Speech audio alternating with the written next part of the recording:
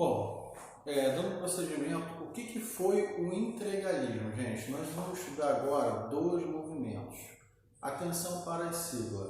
A e B representa a Ação Integralista Brasileira, tá? É um movimento que corresponde ao integralismo. O que tem a ver, né? Qual seria o conceito, qual seria a ideia dessa corrente de pensamento?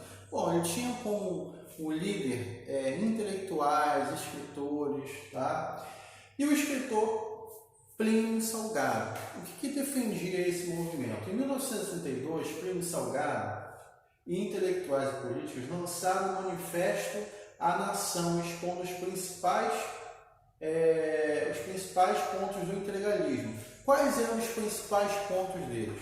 E aí nós temos: era de inspiração nazifascista e criou-se a Ação Integralista Brasileira. Eles eram inspirados nas ideias que estavam acontecendo na Europa de nazifascismo. O fascismo era um governo totalitário, ditador, que usava a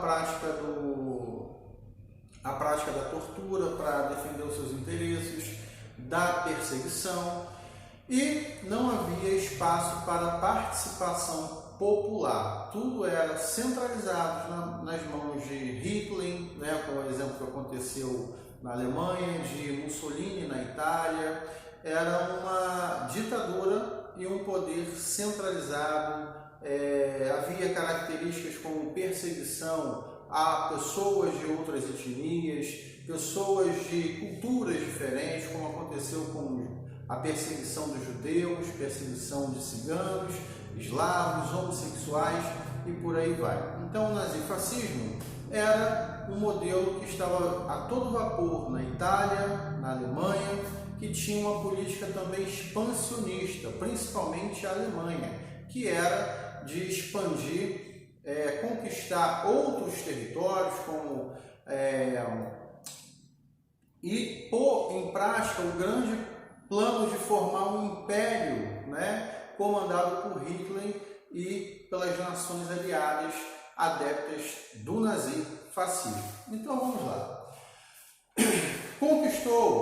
Esse integralismo, ele conquistou a simpatia das pessoas. Mas que pessoas?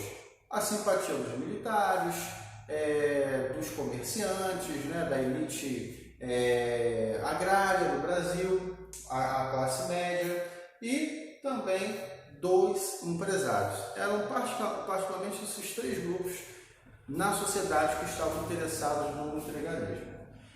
Qual a ideia dele? Combater o comunismo, pregava o nacionalismo extremo, existência de um Estado centralizado, forte, a disciplina e hierarquia dentro da sociedade, a entrega do poder a um único chefe.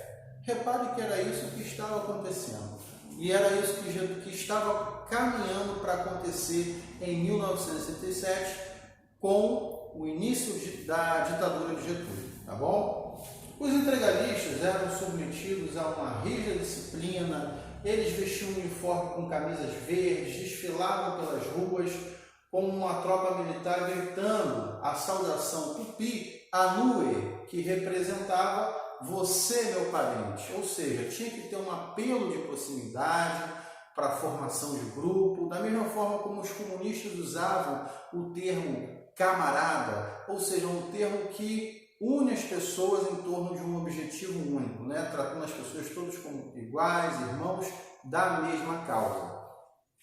Atacavam agressivamente os adversários de outras organizações políticas, porque eles achavam que a única organização política que tinha que ter era a Ação Integralista Brasileira. E eles fizeram vários núcleos, né, no nosso país, tá? Foram mais de 1000 núcleos que eles criaram no Brasil. Núcleos eram o que? Eram como se fosse sede, né? Que outras pessoas de outras regiões poderiam participar e ser também adeptos da mesma ideia. Por um outro lado, nós temos um outro grupo também, no campo ideológico mais comunista, socialista, de esquerda, anarquista, comunista, todos esses istas se uniram e formaram o aliancismo, que era formado por grupos de pessoas adeptas do anarquismo, que é o grupo que não queria governo nenhum, né? A população deveria cuidar, né? As pessoas deveriam cuidar uma das outras, das suas vidas, sem intervenção do Estado. O comunismo, o socialismo, todos eles, e o lema deles era pão, terra e liberdade, com essa mãozinha, né? Ou seja, o contrário das ideias dos integralistas. E isso só poderia dar enquanto um defendia um governo centralizado, forte, entregue a um único chefe, o outro defendia uma coisa mais, digamos assim, mais separada. Então a gente observa que vai ter conflito, né, entre esses dois grupos, porque um pregava o nazismo e o outro pregava o comunismo. E Getúlio Vargas ele estava mais para fascista, mais para adeptos à ação integralista brasileira do que para o aliancismo. Tá? A Aliança Nacional Libertadora era uma corrente política contrária à AIB. Seus membros eram chamados de aliancistas.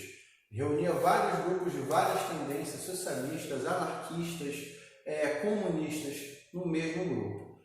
Seu programa político incluía a nacionalização de empresas estrangeiras e não pagamento da dívida externa. O Brasil tinha uma dívida externa que estava crescendo e eles queriam que o Brasil simplesmente não pagasse essa dívida e que todas as empresas de outros países que estavam no nosso país, elas deveriam ser tomadas pelo governo brasileiro, para que pudesse pegar os meios de produção, não repartir o lucro com essas empresas internacionais.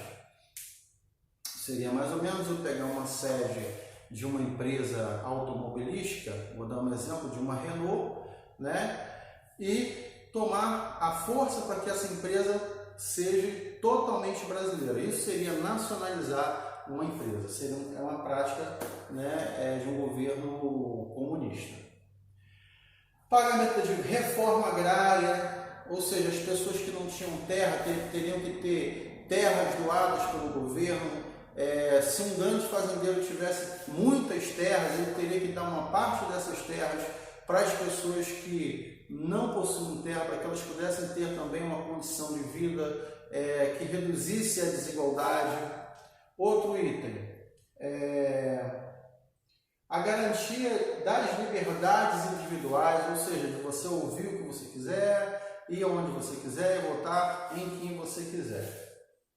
Com o seu crescimento, o governo Vargas, apoiado por conservadores, considerou que a ANL ilegal, né? Em junho de 1965, ordenou a prisão de seus líderes, ou seja, Getúlio não queria que a ANL, né, fizesse mais reuniões e que seus líderes fossem presos, porque isso representava uma afronta ao governo dele, né? Ele estava mais para o bloco fascista, como eu falei, do que para o comunista. E eles viam que o comunismo poderia avançar e tirar o governo de Getúlio. E aí Getúlio se aproveita dessa situação. Getúlio ele estava preparando, né, ali todo vapor a sua ditadura. E esse foi um momento crucial, né, a ameaça do domínio comunista no governo brasileiro. Fez com que Getúlio, em 1937, mudasse a Constituição totalmente para que ele pudesse ser um líder máximo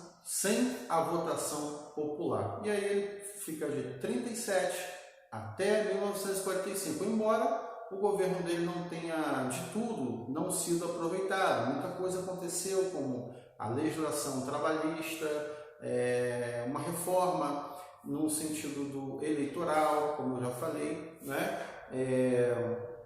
Investimento no setor industrial, modernização no campo e por aí vai. Bom,